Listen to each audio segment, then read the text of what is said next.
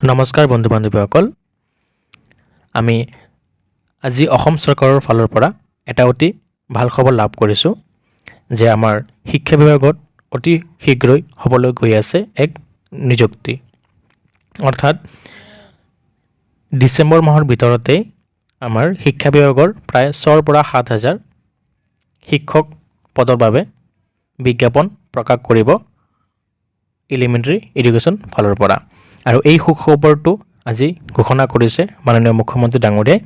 তেন্তে বলক চাই লওঁ আমি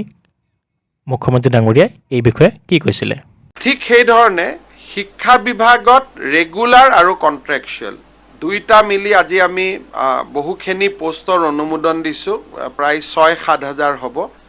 সেইখিনি আৰু খালী হৈ থকা পোষ্ট গোটেইখিনি 30 ডিসেম্বৰৰ আগতে শিক্ষা বিভাগে বিজ্ঞাপন দিব গতিকে আমি যেটো মই আপোনালোকক কৈছিলো যে আমি 30 জানুৱাৰীৰ আগতে আমি 1 লাখ চাকৰি এটলিষ্ট এডভাৰটাইজমেন্টটো শেষ কৰিব খুজিছো এতিয়া আমাৰ 40,000 আমি নিযুক্তি দিলো 30,000 ৰিজাল্ট প্ৰসেসিংত আছে 70,000 হল আজিৰ কেবিনেটত লোৱা এইখিনি সিদ্ধান্তৰ জৰিয়তে বাকি 30,000ও আমি এডভাৰটাইজ উলিয়াব পাৰিম নিযুক্তিৰ প্ৰক্ৰিয়াটো অলপ সময় লাগিব কিন্তু এডভাৰটাইজখিনি হৈ যাব তাৰ মানে মোটামুটি 1 লাখটো আমি প্ৰায়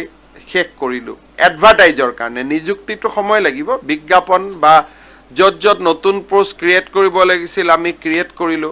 আজি আমি এডুকেশ্যনতো বহুখিনি পোষ্ট ক্ৰিয়েট কৰিছো গতিকে ক্ৰিয়েট কৰা কাম হৈ গল এতিয়া 30,000 পোষ্ট আৰু এডভাৰটাইজ হ'ব 40,000 ৰিক্ৰুটমেন্ট হল 30,000 ৰিজাল্ট ওলাব বাকি আছে গতিকে 40 30 70 70 30 1 লাখ